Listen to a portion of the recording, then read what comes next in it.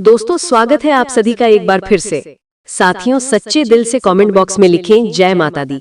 दोस्तों, आज की इस वीडियो में हम आपको नवरात्रि खत्म होने से पहले सुहागन महिलाओं को क्या वो ऐसे कार्य हैं जो जरूर करने चाहिए, ये जानकारी आज हम आपको शेयर करने वाले हैं। दोस्तों, नवरात्रि का पवित्र महीना 9 देवी अर्थात माँ दुर्गा को समर्पित है।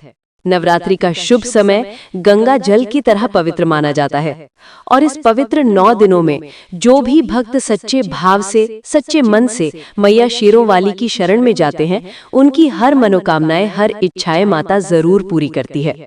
नवरात्रि में आपको ज्यादा कुछ करने की जरूरत नहीं है। मात्र सच्चे हृदय से माता को एक मिश्री का टुकड़ा अर्पित करने से वो प्रसन्न हो जाती है। अगर मन में सच्ची भक्ति ना हो तो आपके करोड़ों रुपए भी बेकार है। धर्मशास्त्रों में बताया जाता है कि नवरात्रि के पवित्र महीने में घर परिवार में किसी एक सदस्य को एक तांबे के लोटे में जल भरकर और उसमें थोड़ा गंगा जल डालकर अगर पीपल वृक्ष पर चढ़ाया जाए तो माता रानी आपको धन से मालामाल कर देती है। आपकी जो भी इच्छा हो सब पूर्ण हो जाती है, क्योंकि नवरात्रि में माता रानी धरती पर आकर अपने हर भक्त के घर में वास करती है और पीपल वृक्ष में 9 देवियों का वास होता है। अगर आपके पास समय ना हो तो घर की किसी भी महिला को एक लोटा जल नवरात्रि में पीपल वृक्ष को अवश्य अर्पित करना चाहिए। दोस्तों, माता रानी सच्ची भक्ति की भूखी है। वो आपसे कुछ नहीं मांगती। सच्ची भावना और सच्चे दिल से अगर आप उन पर एक फूल भी अर्पित करते हैं तो जगत माँ आपके घर में अपना स्थान बना लेती है। सबसे पहले नवरात्रि में सुहागिन महिलाओं को क्या करना चाहिए, तो आइए जानते हैं। दोस्तों, नवरात्रि में माँ दुर्गा की पूजा आराधना के साथ साथ भगवान शिव और माता पार्वती की पूजा भी आपको हर रोज करनी चाहिए, वो भी पूरे 9 दिनों तक। आप कोई व्रत करें या ना करें, लेकिन हर रोज माता पार्वती को अगर नवरात्रि में आप सिंदूर और एक लाल फूल भी अगर अर्पित कर देते हैं तो आपके सुहाग की माता हमेशा रक्षा करती हैं।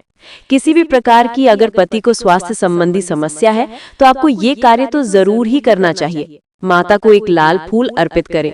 रोजाना गुड़हल का फूल हो तो बहुत ही अच्छा रहेगा और लाल सिंदूर रोज माता को अर्पित करें और फिर अपनी मांग में भी जरूर भरें। चलिए अब जानते हैं दूसरा कार्य। नवरात्रि के दिनों में सभी सुहागन महिलाओं को ये जरूर करना चाहिए।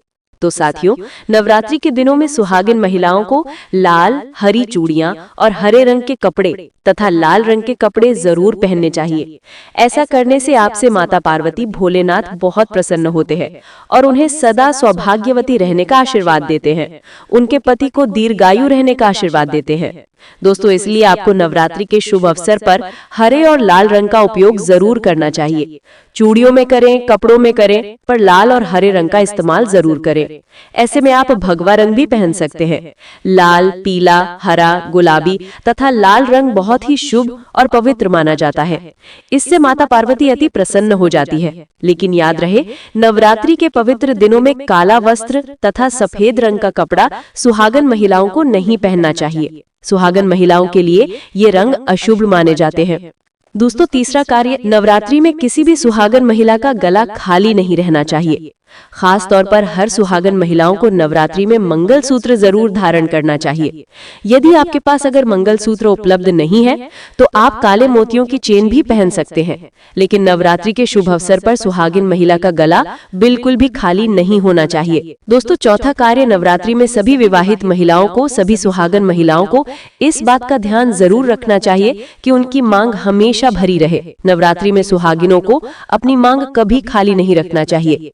जो भी सिंदूर आप लगाते हैं, कोशिश तो ये करनी चाहिए कि जो आपके सुहाग का सिंदूरी का सिंदूर है, नवरात्रि में आप थोड़ा वो भी लगाएं। अगर आप वो पीला सिंदूर नहीं लगा सकते हैं तो आप कोई भी लाल सिंदूर अवश्य लगाएं। दोस्तों, 5वीं बात, नवरात्रि में सुहागन महिलाओं के लिए वैसे तो 16 श्रृंगार बहुत ज्यादा शुभकारी होता है, जो कि करना भी चाहिए हर महिला को खास मौकों पर। लेकिन अगर पूरे मास में नहीं कर सकते हैं तो ऐसे में नवरात्रि के दिनों में, जैसे हमने बताया, मंगलसूत्र, सिंदूर, इनका ध्यान रखें और वस्त्रों के रंगों का भी ध्यान रखें। आप अपने पैरों में बिछिया और पायल आपको नवरात्रि में जरूर पहनना चाहिए। देखिए, घरों में जब महिलाएं पायल पहनती हैं तो बहुत ही शुभता आती है। पायल में जो घुंघरू होते हैं तो उसकी आवाज से माता लक्ष्मी प्रसन्न होती है। दोस्तों, छठा है कि नवरात्रि में मेहंदी को जरूर लगाएं। साथियों, नवरात्रि में हर विवाहित महिला को, बल्कि सभी को, और हाथों पर मेहंदी तो कुंवारी कन्याएं भी लगाती हैं। आपको बता दें, हाथों पर मेहंदी किसी भी महिला को जरूर रचवानी चाहिए। ऐसा करना बहुत ही शुभ माना जाता है। माता पार्वती का आशीर्वाद प्राप्त होता है और माँ दुर्गा प्रसन्न होती है। ऐसे में आपको ये सभी 6 कार्य करने हैं, जो कि बहुत ही छोटे छोटे हैं और बहुत ही सरल और आसानी से आप कर सकते हैं। लेकिन ध्यान पूर्वक नवरात्रि में सभी सुहागिन महिलाएं इन कार्य को जरूर कर ले, नहीं तो नवरात्रि का पवित्र पर्व अधूरा माना जाएगा। साथियों, अब चलिए जानते हैं पहली गलती के बारे में, जिसे कि हमें शारदीय नवरात्र पर नहीं करना चाहिए। हमारे धर्म शास्त्र में स्पष्ट लिखा हुआ है कि शारदीय नवरात्रि का दिन स्वयं माता रानी का दिन होता है। ऐसे में यदि कोई भी व्यक्ति गलती से भी मांस मदिरा का प्रयोग करता है तो व्यक्ति 7 जन्मों तक वंशहीन हो जाता है और ऐसे लोग आकस्मिक दुर्घटना के शिकार भी हो सकते हैं। इसलिए शारदीय नवरात्रि पर महिलाएं एवं पुरुष घर में तामसिक चीजों का प्रयोग ना करें और ना ही अपने घर के किसी भी सदस्य को करने दें। चलिए जानते हैं अगले काम के बारे में। दोस्तों, शारदीय नवरात्रि पर आपको अपना मन शांत रखना चाहिए। ऐसे शुभ एवं मंगलकारी दिनों पर किसी से भी लड़ाई झगड़े या कलह क्लेश नहीं करना चाहिए। दोस्तों, अगली बात, शारदीय नवरात्रि पर किसी महिला या कन्या का अपमान ना करें।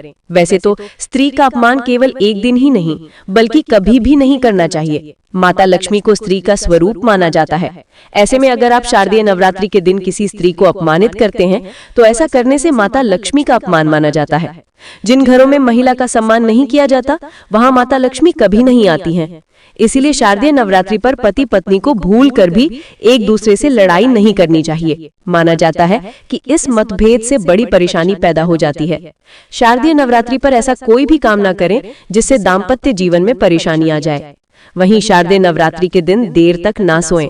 शारदीय नवरात्रि के दिन देर से सोना और देर से उठना शुभ नहीं माना जाता। ये दिन विशेष रूप से जागरण और तपस्या का दिन है। इस दिन भक्तों को रात्रि को जागकर माता रानी की पूजा करनी चाहिए और अपने मन और शरीर को शुद्ध करना चाहिए। देर से सोने से शरीर में आलस्य आ सकता है और पूजा की सही विधि से ध्यान नहीं लग पाता। इसलिए इस दिन प्रातः जल्दी उठकर स्नान करके पूजा की शुरुआत करनी चाहिए। चौथी बात, भक्तों, शारदीय नवरात्रि पर बाल और नाखून काटने से बचें। शारदीय नवरात्रि पर बाल और नाखून काटना भी अशुभ माना जाता है। ये दिन पवित्रता और तपस्या का होता है और शरीर को अपवित्र करना इस दिन के उद्देश्य के विपरीत है। धर्मशास्त्र के अनुसार इस दिन शरीर के किसी भी अंग की सफाई या कटाई से बचना चाहिए। ये दिन ध्यान, साधना और माता रानी के प्रति निष्ठा का होता है। इसलिए इस दिन इन कार्यों से दूर रहना चाहिए। दोस्तों, ये जानकारी आपको अच्छी लगे तो कमेंट में जय माता दी जरूर लिखें और अगर आपका कोई सवाल है तो उसे कमेंट बॉक्स में अवश्य पूछ लें और इस वीडियो को लाइक करें, शेयर करें और साथ ही साथ चैनल को सब्सक्राइब करें। जय भवानी दोस्तों, धन्यवाद।